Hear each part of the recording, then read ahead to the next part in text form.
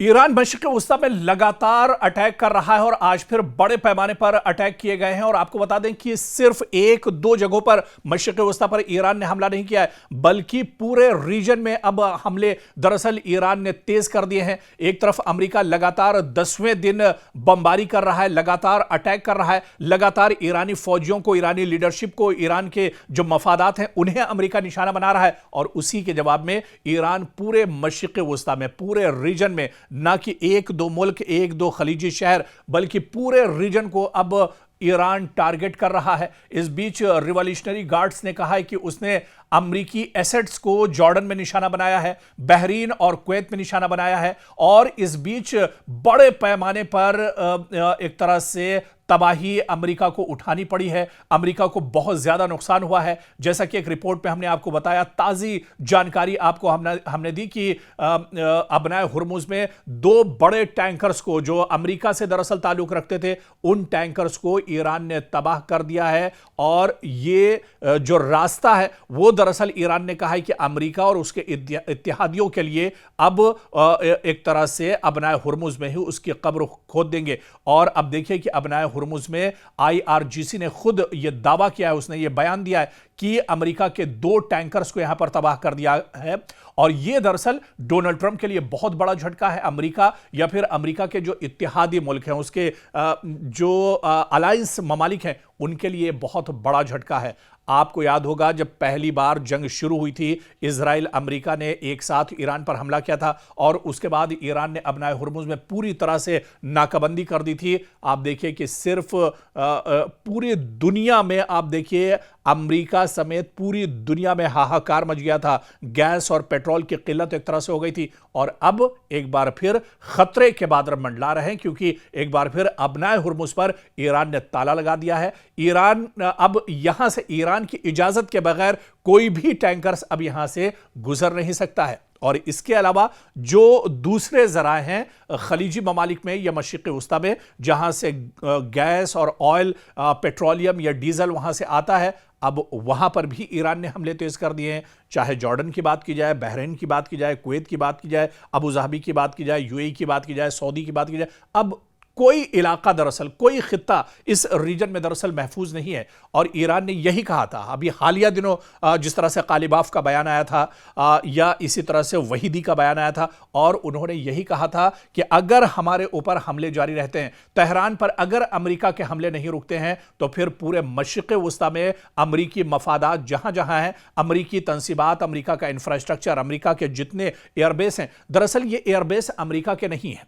हम जिस तरह से कहते हैं कि अमेरिका के एयरबेस, दरअसल इस पर अमेरिका ने अपना तसल्लुत जमा रखा है। सऊदी दरअसल जो अरब ममालिक हैं वो अमेरिका के पिट्ठू हैं, अमेरिका के गुलाम हैं और उसके ही इशारे पर काम करते हैं। इस वजह से गल्फ के ममालिक ने और खलीजी ममालिक ने अपने इन एयरपोर्ट्स को अमेरिका को एक तरह से दिया हुआ है। अमेरिका यहां से अपनी नाजायज जो हरकतें हैं उनको एक तरह से पूरा करता है, नापाक हरकतों को एक तरह से पूरा करता है। और मशरिक़ वस्ता में चाहे ईरान की बात की जाए, चाहे शाम की बात की जाए, चाहे लेबनान की बात की जाए या फिर गजा की बात की जाए, इस तरह के ममालिक पर ये हमले करते हैं और मासूमों का खून बहाने के लिए इन एयरबेस का इस्तेमाल करते हैं। और ईरान को यह पता है कि अमेरिका की अगर कमर मशरिक़ वस्ता में तोड़नी है, तो फिर एक तरह से मशरिक़ वस्ता में जहां जहां अमेरिका के एयरबेस हैं, चाहे इराक की बात करें, चाहे दूसरे जो खलीजी ममालिक हैं जहां बड़े एयरबेस हैं, चाहे कतर की बात करें, इन एयरबेस को अगर पूरी तरह से नेस्त नाबूद ईरान कर देता है, तो ईरान को पता है कि अमेरिका की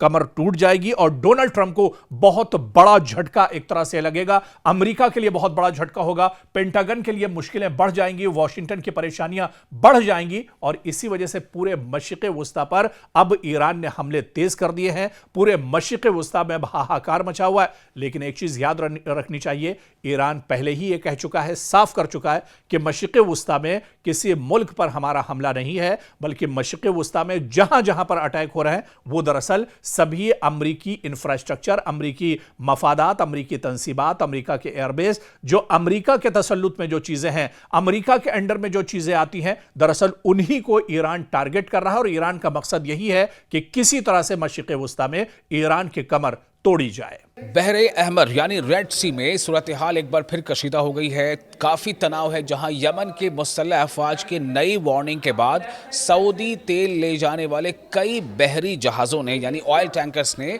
अपना रास्ता तब्दील कर लिया है। रिपोर्ट्स के मुताबिक 2 बड़े ऑयल टैंकर जो सऊदी अरब से कच्चा तेल लेकर चीन और भारत की तरफ आ रहे थे, बहरे अहमर यानी रेड सी में अचानक वापस मुड़ गए। इनमें से एक टैंकर जिनलांग यांग था, जिस पर तकरीबन 20 लाख बैरल खाम तेल यानी क्रूड ऑयल लदा हुआ था, जबकि दूसरे टैंकर रोडोस पर तकरीबन 7 लाख बैरल तेल मौजूद था।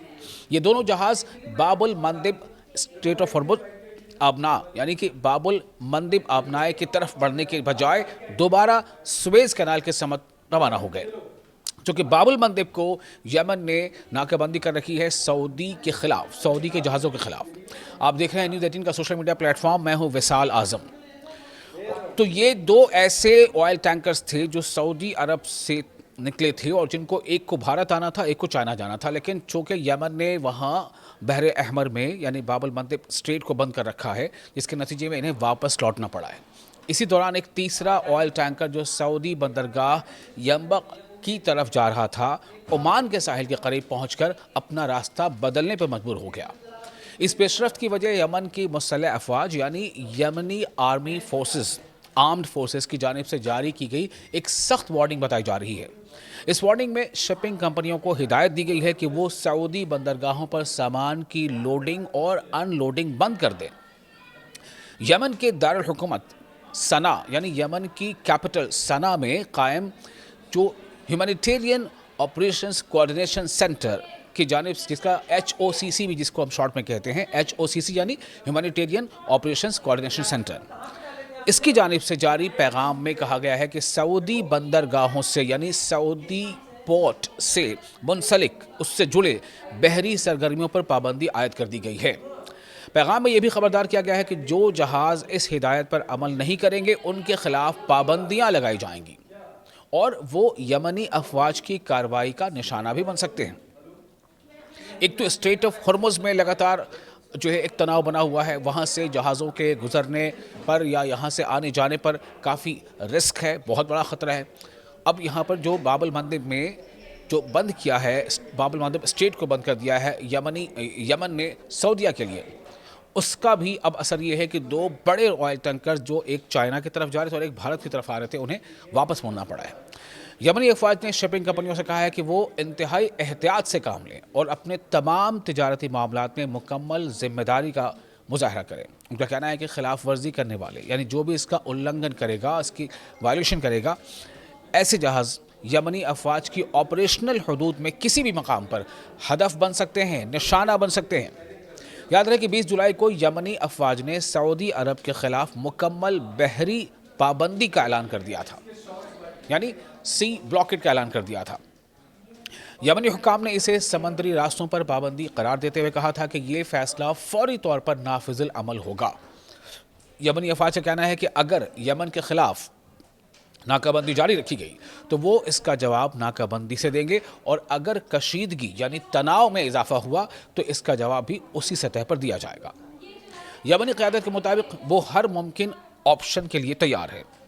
वाज़ेह है कि सऊदी अरब ने 2015 में यमन में फ़ौजी मुदाखलत का आगाज़ किया था, इंटरवेंशन का आगाज़ किया था। उसके बाद से यमन की बंदरगाहों और हवाई अड्डों पर मुख्तलिफ पाबंदियाँ बरकरार हैं, जबकि कई आलमी इदारे यानी वर्ल्ड ऑर्गेनाइजेशंस यमन को दुनिया के बदतरीन इंसानी बहरानों में से एक करार दे चुके हैं।